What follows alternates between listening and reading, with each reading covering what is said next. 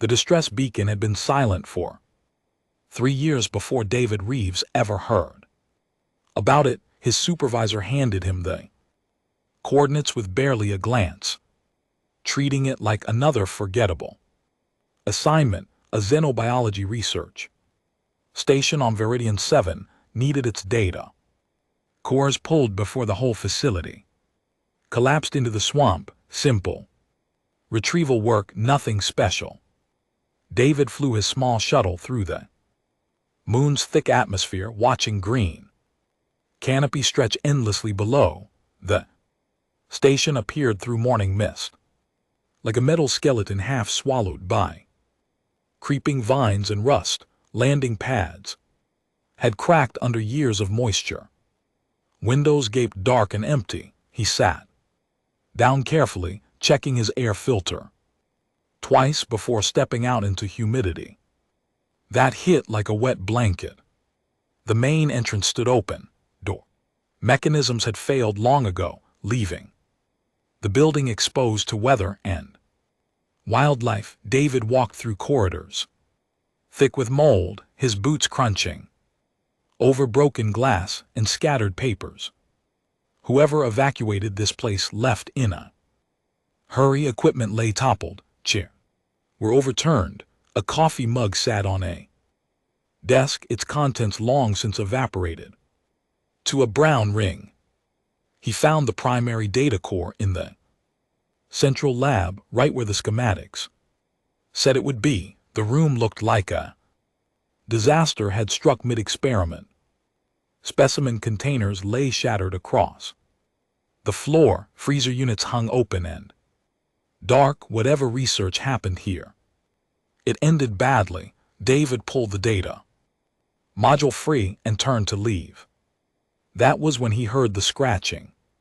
It came from below, faint but persistent, metal scraping against metal. David froze, listening. The sound came again, followed by a high-pitched chirp that definitely did not belong to any machine. Protocol said to ignore unexpected findings, get the data and get out, but curiosity pulled at him stronger than sense. The lower-level access stairs were slick with condensation. David descended carefully, following the sounds to a sealed containment room at the end of a narrow hole. The door controls were dead, but someone had pried it partway open, just wide enough for something small to slip through. He squeezed inside and switched on his headlamp. 4 pairs of eyes reflected back at him from the darkness. David stepped backward, hand going to his stun baton. Then the eyes moved forward into his light, and he saw what they belonged to. Dragons, 4 of them, each no bigger than a house cat. Their scales were dull from malnutrition, ribs showing through thin sides, wings hung limp and undersized. The smallest one stumbled forward on unsteady legs, chirping softly. They were Barbies. Someone had left baby dragons to starve in a locked room. David knew the species from training videos, draconids from the outer veil. Systems rare and protected. These must have been research subjects abandoned.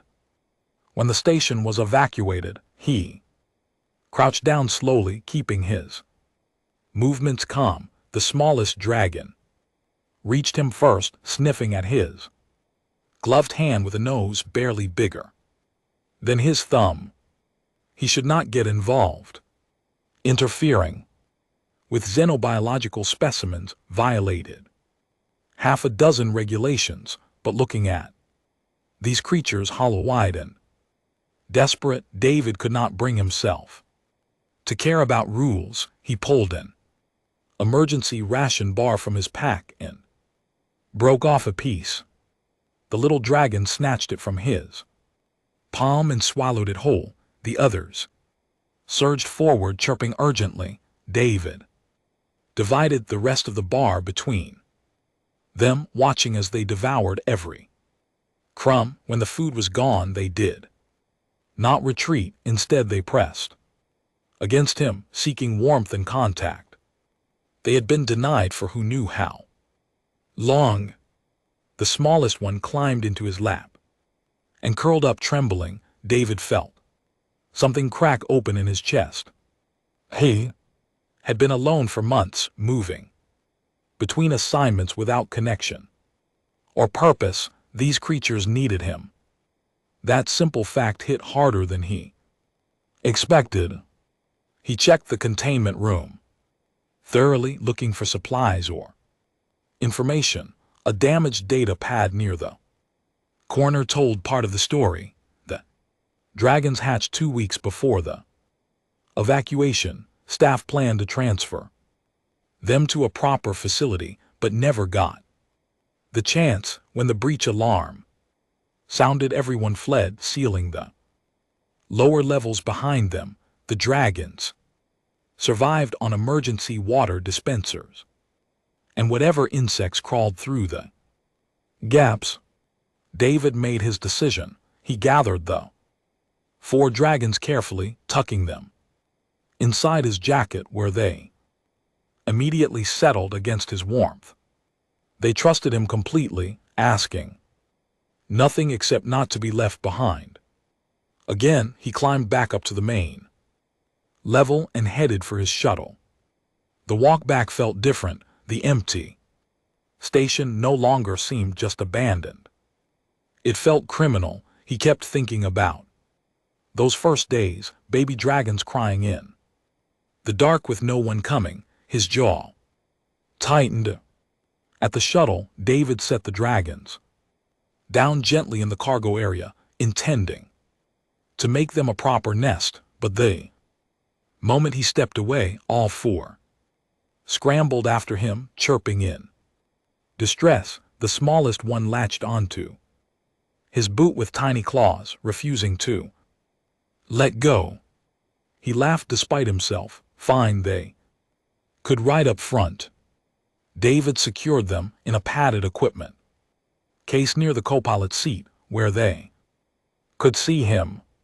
He strapped in and began pre-flight checks. The dragons watched his every move, head swiveling to track his hands. When the engines hummed to life, they pressed together nervously, but did not cry.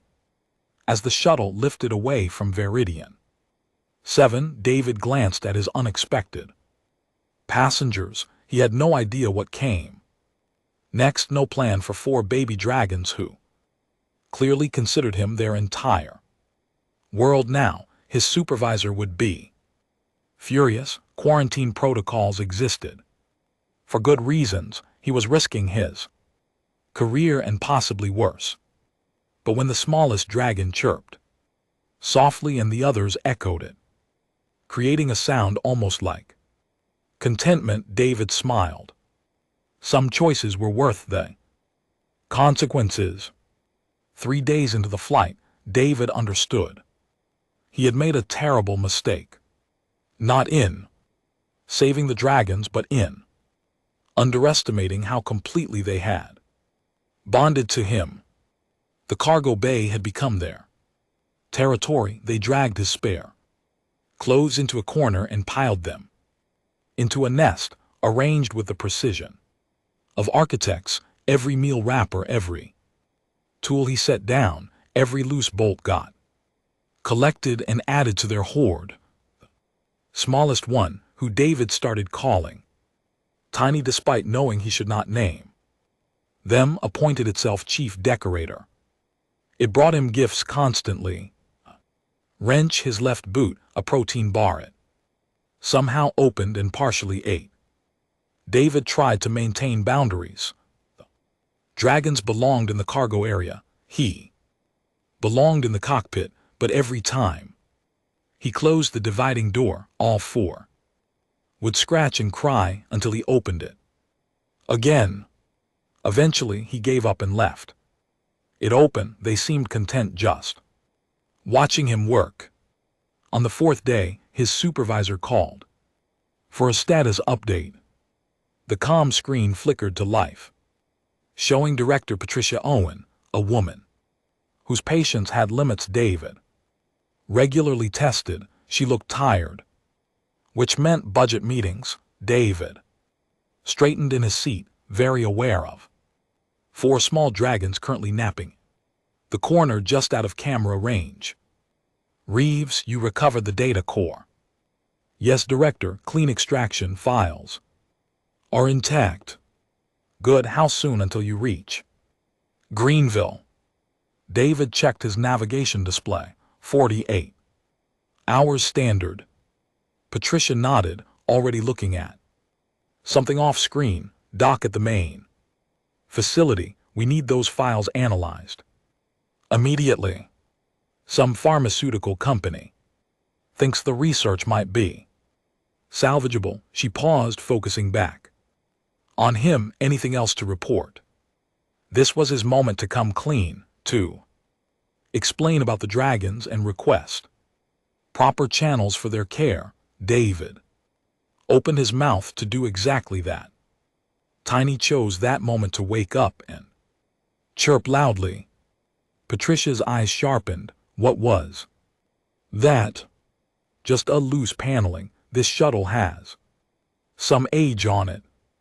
The dragon chirped again, louder. The other 3 joined in, creating a chorus. Patricia leaned closer to her. Screen suspicious. Reeves, what do you have on that shuttle? David made a split-second decision. He knew he would regret nothing. Director. Just me and some noisy equipment. I will have it checked when I dock. She stared at him for a long moment. See that you do. Owen out. The screen went dark. David let out a breath and turned to find all 4 dragons staring at him. Tiny tilted its head, making a questioning sound. He pointed at them firmly. You almost got us both in serious trouble.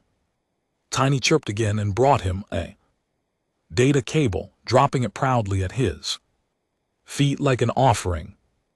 David rubbed his face. He could not keep them. That much was obvious.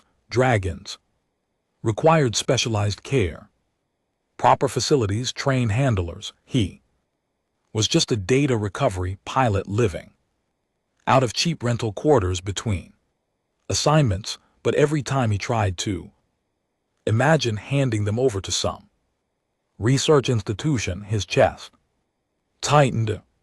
The dragons had other ideas about their future. On day 6, David woke from sleep to find Tiny curled against his chest, and the other 3 sprawled across his legs. They had somehow jimmied open his quarters door during the night. When he tried to move them back to the cargo bay, they simply followed him, a determined parade of scales and wings.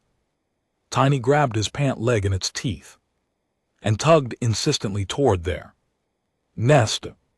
I cannot sleep in a pile of dirty laundry and protein wrappers, David said firmly. Tiny huffed warm air at him and tugged harder.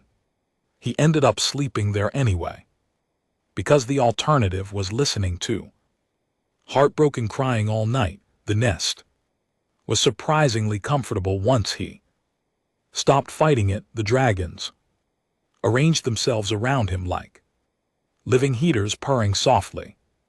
David stared at the cargo bay ceiling and accepted the truth. These creatures had imprinted on him completely. He was their entire world. That made what came next even harder. 2 days from Greenville, David sent a carefully worded message to the Xenobiological Conservation Network. He explained finding the dragons, their condition, and his need for guidance on proper care and rehoming. He tried to sound professional and detached, just a concerned citizen doing his civic duty. The response came within hours, not from some low-level administrator, but from a Galactic Council representative named Sesseth. The message was brief and official. David was to maintain the Dragons in quarantine and prepare for immediate transfer upon landing. Council.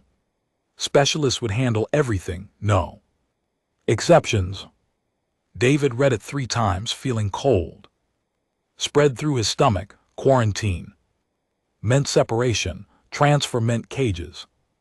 He looked at the dragons currently playing a game that involved tackling each other and rolling across the floor. In a happy tangle, Tiny won each round by cheating, using its wings to pin the others. They were not just specimens, they were children, his children in every way that mattered. David deleted Seth's message and sent a new flight plan to Greenville Traffic Control, not the main facility where Director Owen expected him. Instead, he filed for a civilian landing pad on the colony's agricultural outskirts. Somewhere quiet, somewhere he could think. Tiny climbed into his lap and looked up at him with eyes far too intelligent for something supposedly non-sentient. It made a soft, questioning sound. David scratched behind its tiny horns, feeling scales that were already growing harder and shinier from regular food. We will figure something out, he promised. The dragon purred and closed its eyes, trusting him completely.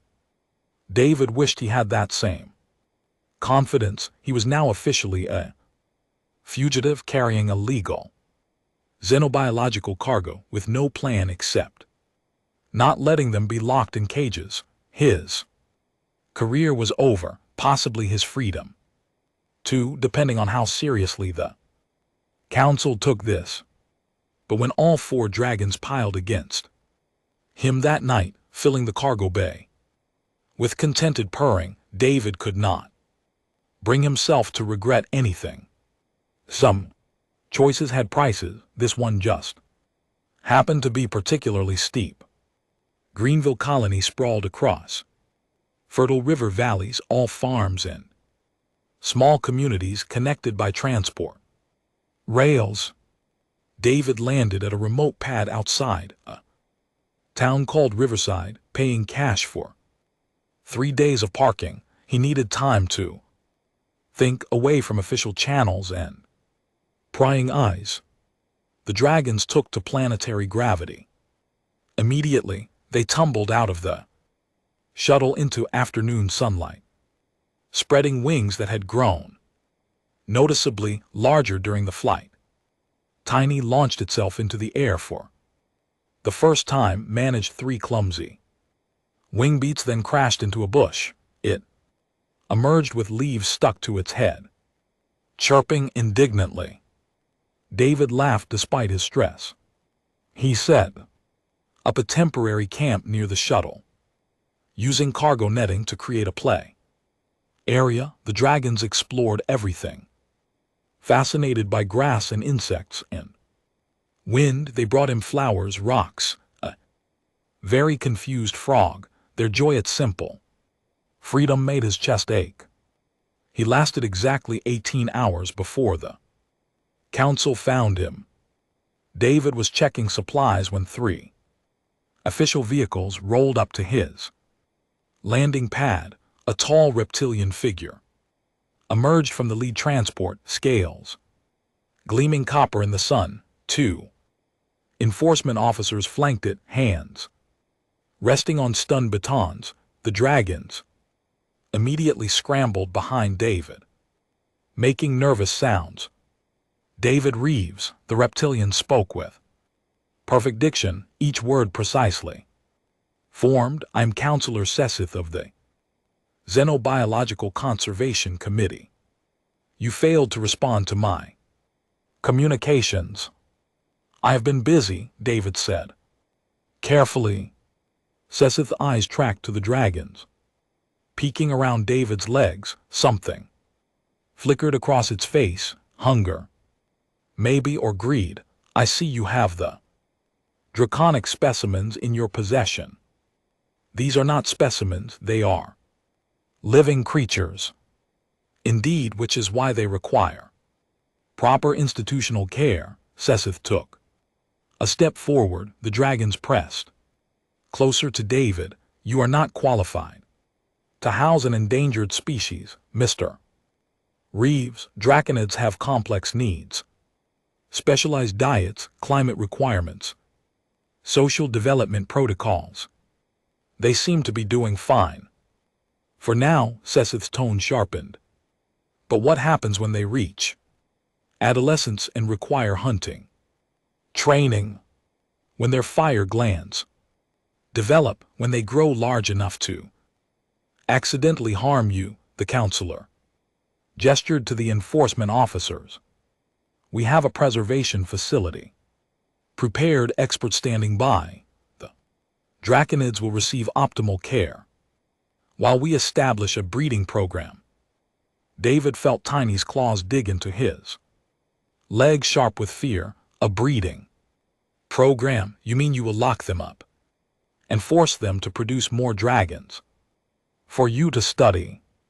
You mean to save a dying species?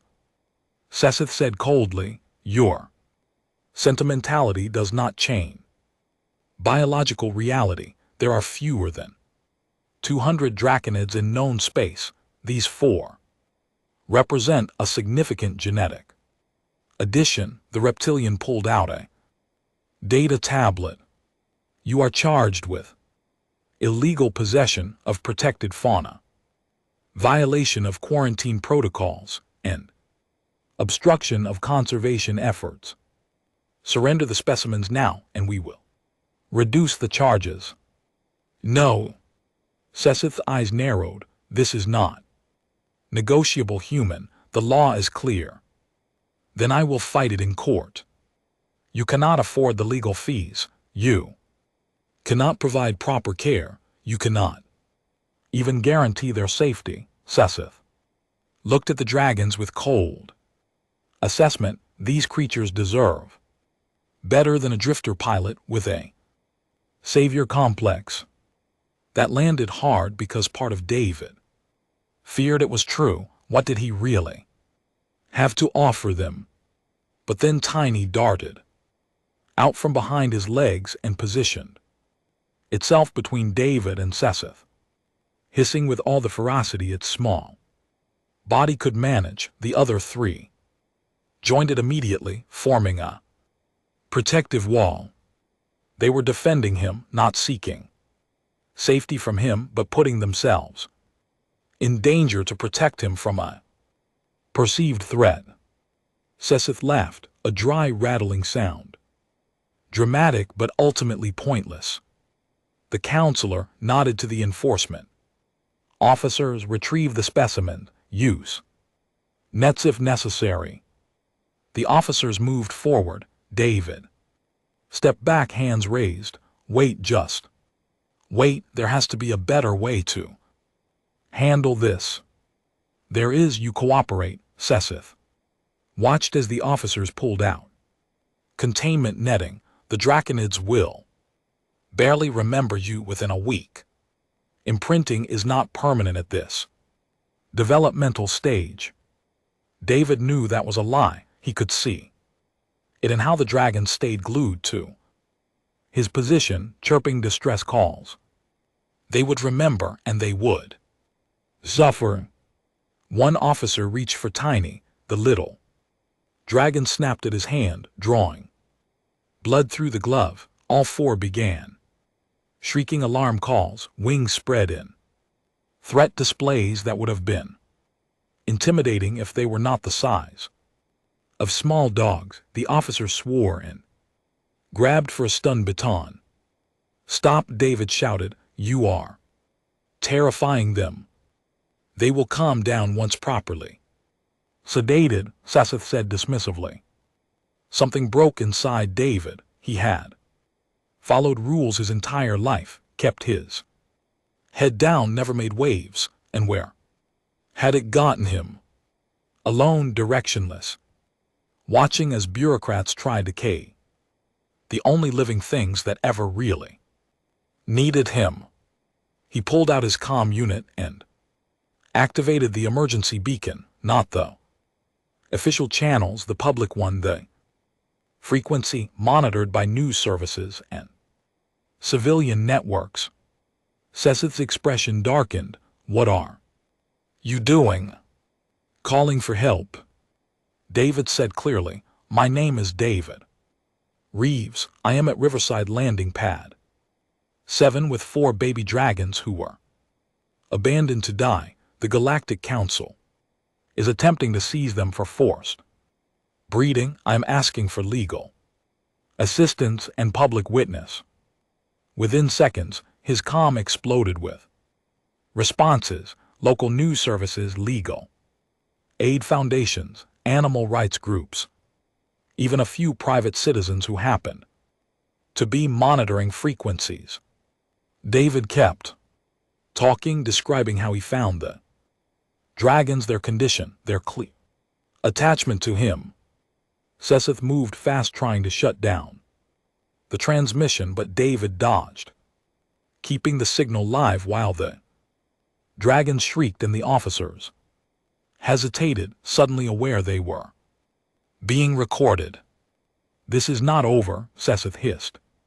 You are right, David agreed, but it is not ending your way either. The first civilian vehicles arrived. Within minutes, cameras active and recording everything. Seth had no choice but to withdraw, making vague threats about legal proceedings. Enforcement officers loaded back into their transports, leaving David standing in chaos with 4 frightened dragons and a dozen strangers asking questions. He had just declared war on the Galactic Council. His life was about to get much more complicated. But Tiny climbed back into his arms, trembling but safe, and David knew he had made the only choice he could. The tribunal convened in Greenville's administrative center, a circular chamber designed for exactly this kind of legal spectacle. David sat at a table, facing a panel of 5 judges, representing different council species. Behind him, a small army of pro bono lawyers argued over strategy. In the gallery, reporters jostled for position, while activists held signs demanding dragon rights. The dragons themselves sat in a specially constructed enclosure beside David's table. They had grown again in the 3 weeks since the confrontation, now the size of large dogs.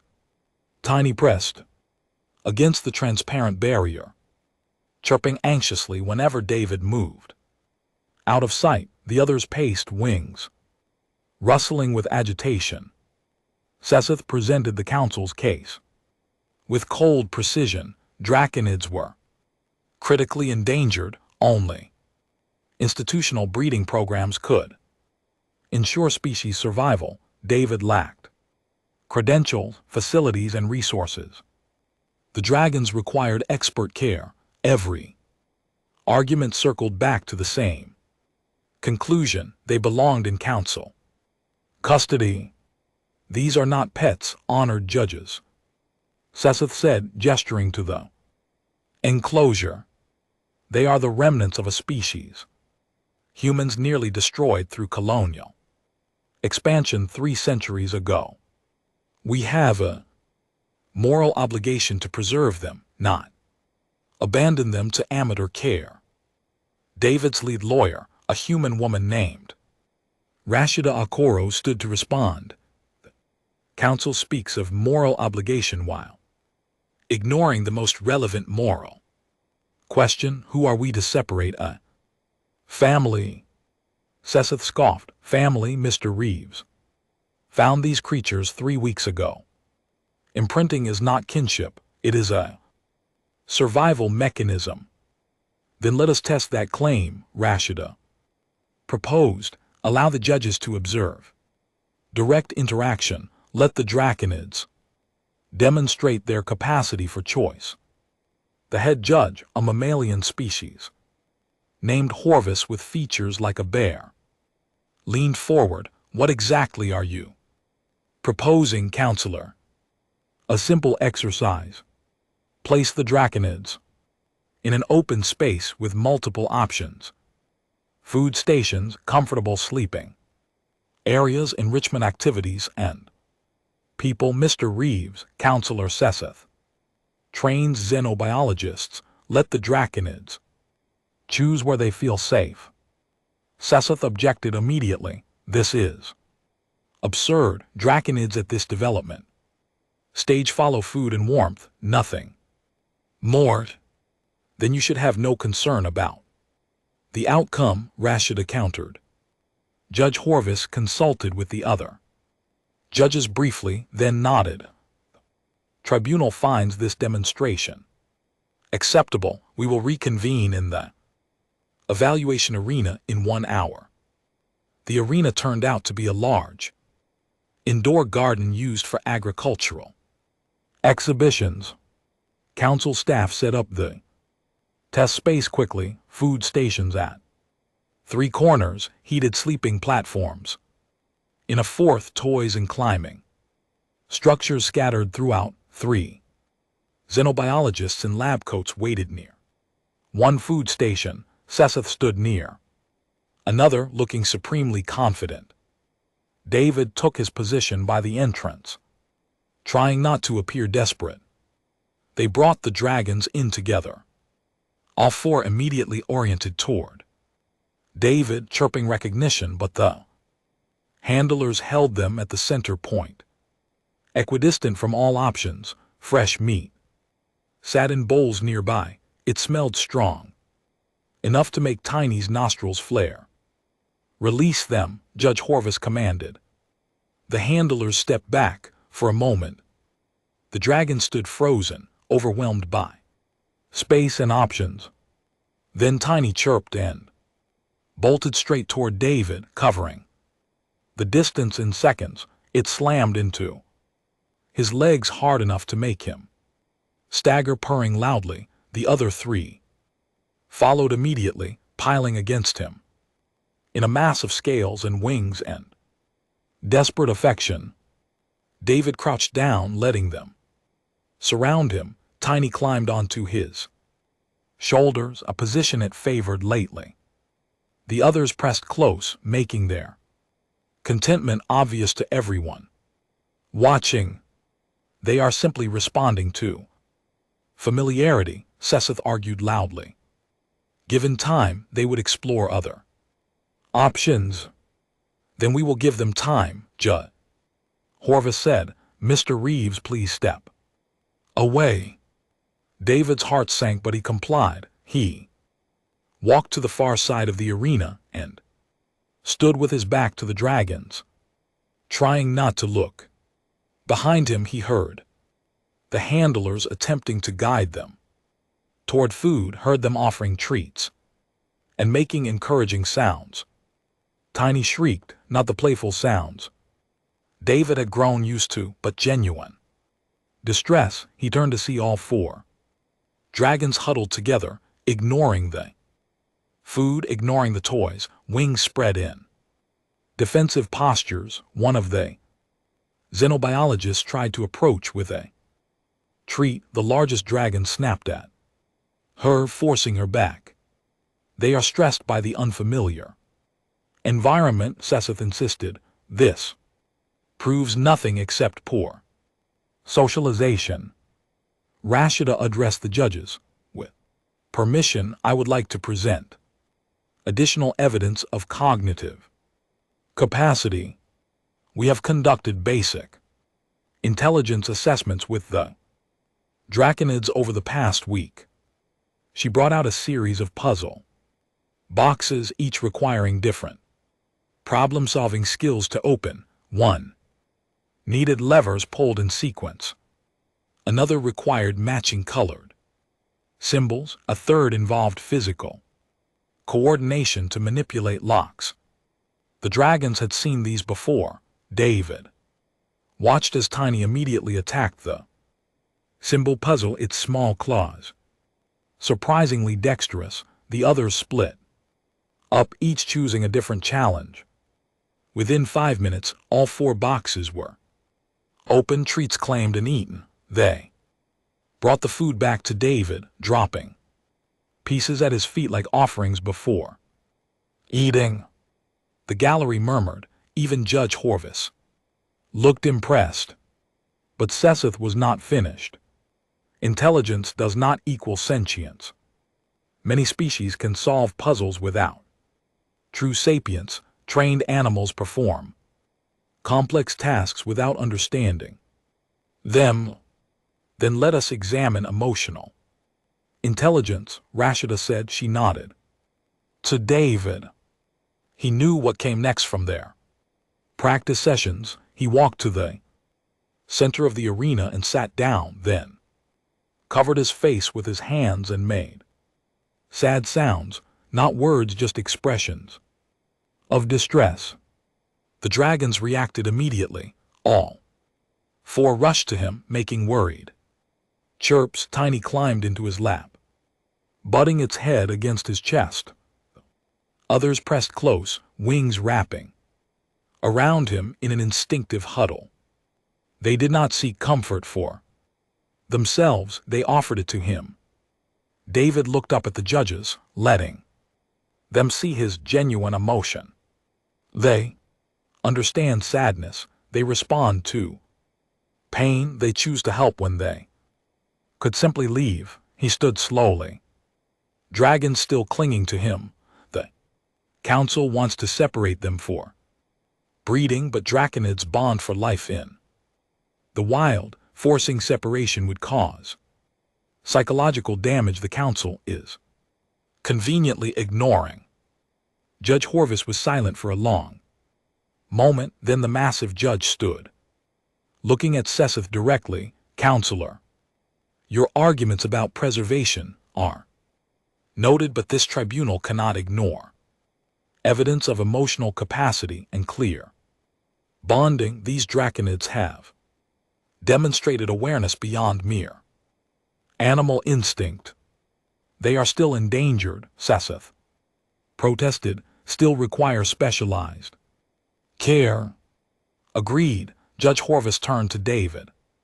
Mr. Reeves, this tribunal will grant you temporary custody under the following conditions. You must establish a suitable living environment within 60 days. You must allow regular welfare inspections, and you must demonstrate the capacity to provide for draconids as they reach full maturity. The judge's expression was stern. Fail any of these conditions and custody reverts to the council. Do you understand? David nodded, throat tight. Yes, Your Honor. Then this hearing is adjourned. The gallery erupted in cheers and protests. Seth stormed out already making calls. David sat back down, letting the dragons swarm over him. Celebration they did not understand, but clearly felt through his relief. He had won temporarily, but the real challenge was just beginning. The valley David chose sat 3 hours outside Greenville's main settlements, accessible only by rough transport. Roads, hills rose on 3 sides thick with native forest, a river cut through the center clear enough to see fish. No neighbors for kilometers. Perfect isolation. He spent every credit from his savings and several loans on construction. The main house was simple, prefabricated sections bolted together with insulation and climate control, but the dragon habitat was something else entirely. Massive open structure with reinforced perches, heated rocks, a swimming pool fed by the river, and a fireproof practice area for when the dragons developed their flame glands. Building took 42 days. The dragons helped mostly by getting underfoot and stealing tools. Tiny had grown obsessed with David's welding torch, chirping excitedly every time he lit it. The others practiced flying between support beams, gaining confidence and strength. Daily, they were the size of ponies now, wings spanning 3 m when fully extended. David collapsed into bed each night, exhausted only to wake surrounded by warm scales and gentle snoring. Dragons refused to sleep in their carefully designed habitat. They wanted to pile together in his bedroom, taking up most of the floor space. He stopped arguing about it. On day 53, the first inspection arrived. A Dower Council official named Rel checked every structure, measured every perch, tested water quality and air temperature. The dragons watched him suspiciously, staying close to David. Rel found violations in a dozen minor specifications: window heights, barrier spacing, thermal gradient ratios. David fixed them all within a week. The second inspection went better, and the third. By the fourth month, even Rel seemed grudgingly impressed. The dragons were thriving. Their scales had gone from dull and patchy to brilliant iridescence. They flew with grace now, hunting birds over the valley with growing skill. Most importantly, they showed no signs of stress or behavioral problems. Then the crash happened. David was repairing the habitat's eastern fence when his comm unit exploded with emergency broadcasts. Cargo freighter had lost control during atmospheric entry, breaking apart over the mountain range 15 km north. Debris scattered across multiple valleys. The ship carried 82 crew and passengers. Local rescue services mobilized immediately, but the terrain was brutal. Steep cliffs, dense forest, multiple impact sites. They needed every available vehicle and capable person. David listened to the chaos on the emergency channel and made his decision. He called the dragons. All four came immediately, landing around him with powerful wing beats. They had learned basic commands over the months, responding to his voice and hand signals. David looked tiny now, almost as large as he was tall. "We have work to do," he said simply. The dragons seemed to understand his tone. They stayed close as he loaded emergency supplies into a hover sled, medical kits and thermal blankets and cutting tools. Then they flew together toward the mountains, David riding the sled while the dragons soared overhead. They reached the largest impact site 30 minutes before official rescue teams. The freighter's main hull had torn open on impact, spilling cargo containers and passenger modules across a rocky slope. Fires burned in several locations. People screamed for help. David did not hesitate.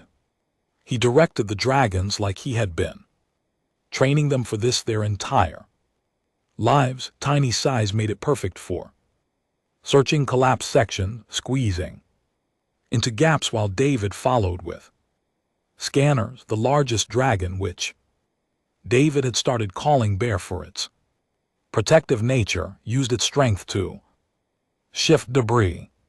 The other two worked together to spray water from the river onto fires. Their mouths adapted to hold and release liquids. They found the first survivor in a crushed passenger pod, a woman with a broken leg trapped under twisted metal. Bear lifted the wreckage while David pulled her free and applied emergency splints. Tiny stood guard, making worried sounds. The second survivor was a child, separated from his parents and wandering.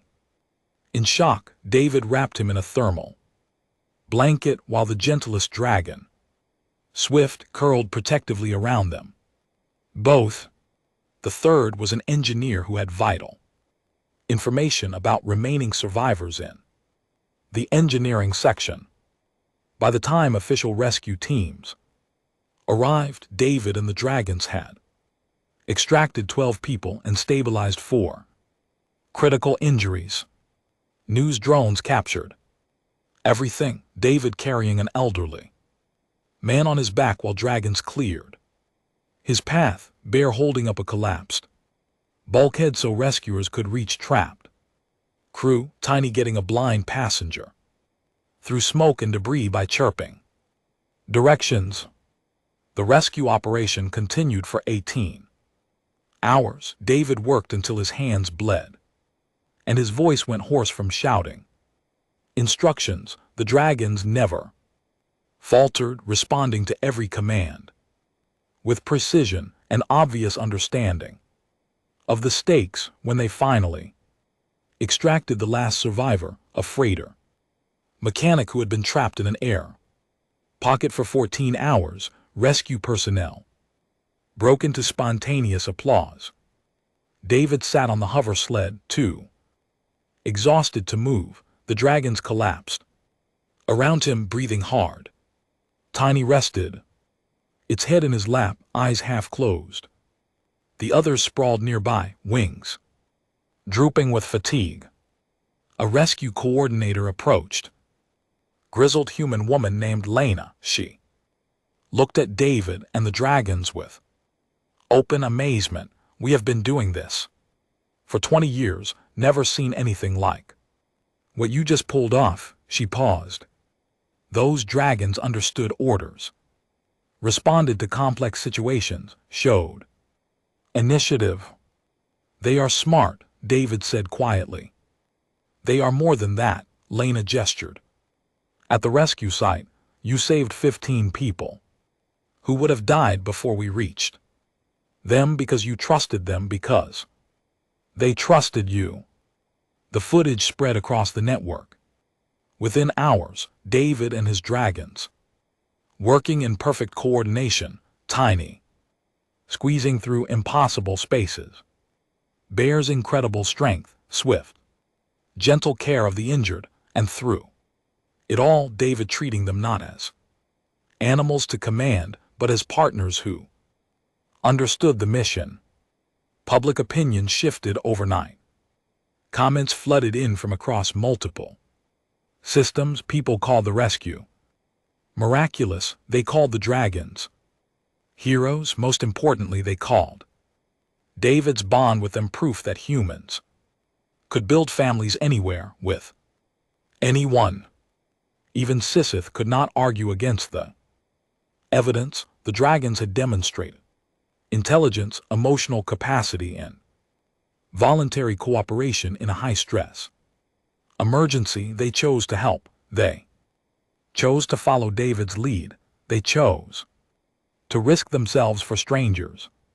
When David finally returned to the valley 3 days later, he found messages from Judge Horvath. The tribunal had reviewed the rescue footage. Permanent custody was being granted. The council would continue welfare inspections, but they acknowledged what had become obvious to everyone else. These dragons belonged exactly where they were, with the human who had refused to abandon them, who had built them a home, who trusted them enough to bring them into danger because he knew they would choose to help. David read the official decision in his living room, surrounded by sleeping dragons. Tiny snored against his shoulder. Bear took up half the floor. Swift and the fourth dragon, Runner, were tangled together near the fireplace. They had made their choice weeks ago. The tribunal had just finally caught up. He closed his eyes and let himself believe for the first time that this might actually work, that the family he had accidentally built might actually survive the challenges ahead. The dragons purred in their sleep, content and safe, outside the valley, stretched peaceful under evening stars. Tomorrow would bring new problems, new inspections, new battles with bureaucracy, but tonight they were simply together, and that was enough. 2 years changed everything and nothing at all. David walked through the valley in early Morning light watching mist rise from the river. The dragons were already awake, practicing aerial maneuvers over the eastern ridge.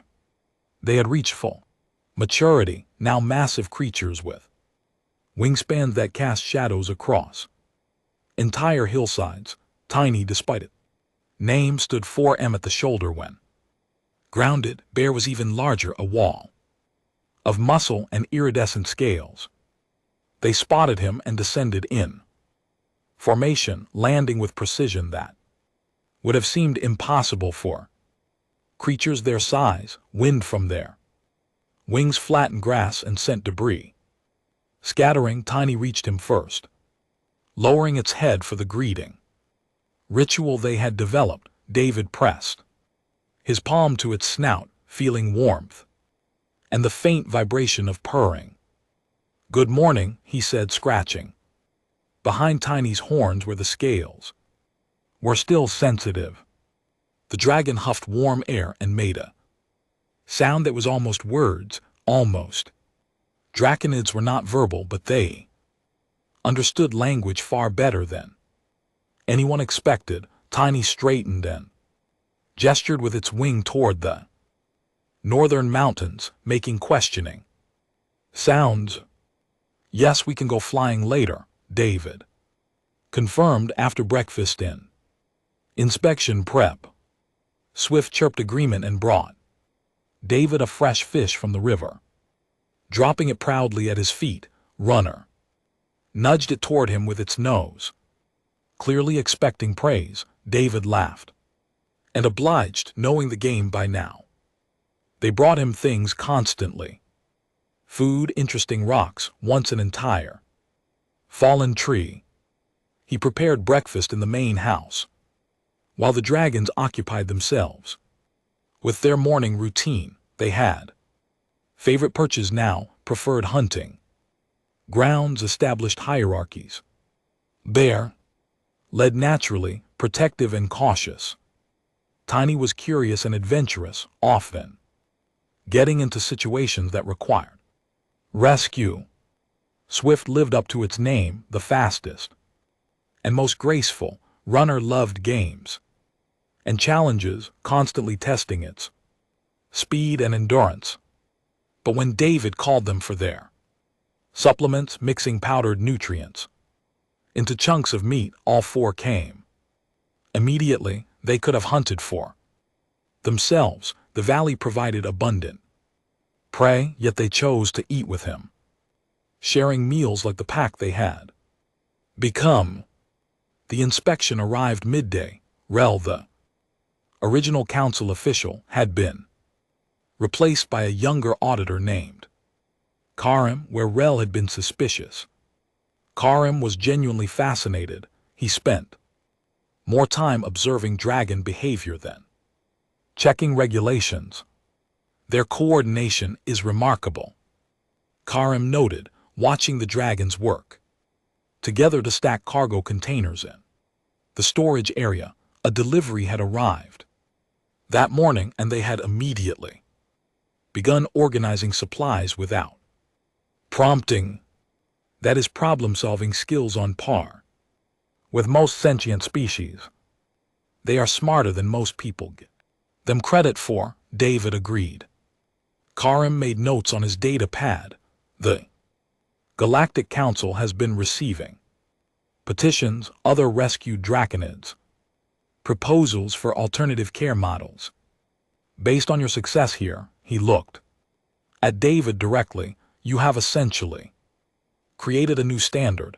Dragons do not need institutional facilities, they need family. David felt pride at that, but also responsibility. Other humans were trying to replicate what he had built with varying success. Some understood that it required genuine commitment. Others saw dragons as exotic pets and failed miserably. 3 rescue cases had already resulted in dragons being returned to council care, traumatized by inadequate homes. It is not easy, David said carefully. This works because I built my entire life around them, because I understand. They are not pets or project animals. They are people, just different. Karim smiled. That is precisely the point the council is starting to accept.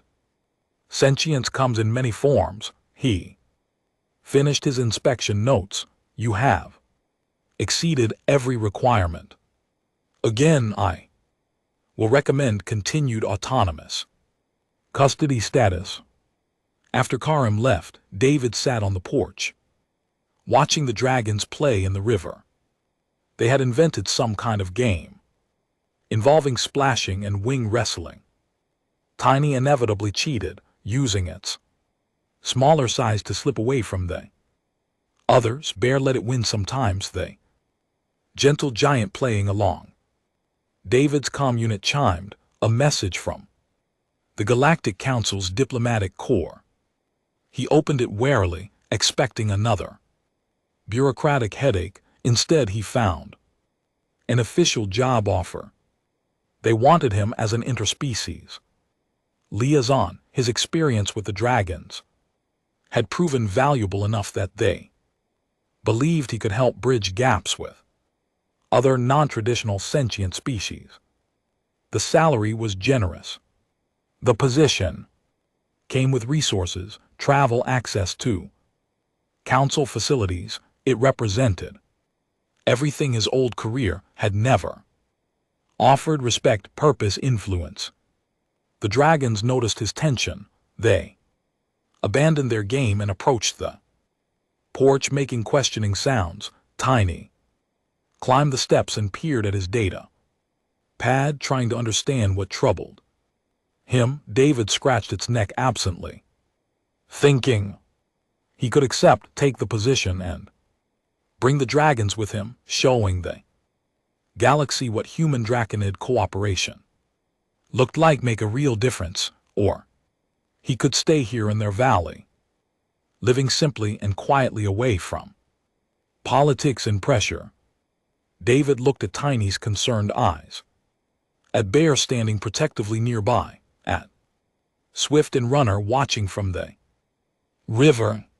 He thought about the life they had built together, the routines, the trust, the peace. He deleted the message without responding. 2 hours later, the diplomatic corps representative called directly. Polished official named Varen, all smooth words and persuasive arguments. David let him talk for 5 minutes before interrupting. I appreciate the offer, David said calmly, but I am not interested. Varen sounded confused. Mr. Reeves, perhaps you did not understand the scope of the position. You would be advising council policy, shaping interspecies relations for years to come. Your work could help millions of beings. I understand perfectly, David replied. And my answer is still no. May I ask why? Is it the salary? We can negotiate. David looked at Tiny, who had settled beside his chair with its head in his lap. Because I already have the job. That matters. My family needs me here. Your dragons would accompany you. Of course, we have facilities that could accommodate them. They do not need facilities, they need home. This home, David felt certainty settle in his chest. I spent years chasing credentials and positions and respect. Then I found 4 abandoned Barbies who needed me more than any career ever would. That changed everything. So you will just stay here, isolated, wasting your potential. I will stay here raising my children. David corrected, teaching them, learning from them, building a life that actually means something. He paused. I'm not wasting anything. I am just done trying to prove my worth to people who measure value in titles and influence. Varen tried arguing for another few minutes before giving up. David ended the call and tossed the comm unit aside. The dragons had gathered around the porch, clearly eavesdropping despite not understanding the words. They knew his tone, knew he had chosen something. "Yes, we are staying," David confirmed. "Just us right here." All four dragons made pleased sounds. Tiny licked his hand with a warm tongue. Bear settled beside the porch like a guardian statue. Swift and Runner went back to their game satisfied. That evening, David lit a fire in the outdoor pit. The dragons arranged themselves around it the way they had, since they were small enough to fit in his lap. Now they created a wall of scales and wings, keeping him sheltered. At the center, Tiny sprawled with its head near the fire, eyes reflecting flames. A visiting neighbor, a farmer named Wilson who lived 2 valleys over, stopped by to drop off fresh vegetables. He looked at the dragons with healthy respect and sat beside David, accepting a drink. "Council wanted you for some fancy position, I heard," Wilson said casually. News traveled fast in small communities. David nodded. "They did. But you said no." "I did." Wilson was quiet for a moment, watching. "The dragons, people think you are crazy, living out here with monsters." "What do you think?" David asked. The farmer smiled. "I think those monsters would die for you, and you for them. That is more than most families can say." He stood, nodding respectfully. "To Bear, you did good, Reeves building this. Not many folks understand that. Love comes in all shapes, but you got it figured out." After Wilson left, David sat alone with his thoughts and his dragons. The fire burned low. Stars came out brilliant, without city lights to dim them. Tiny shifted, making a questioning sound. "What happens now?" David said, understanding the question even without words. "We keep doing what we are doing. We live.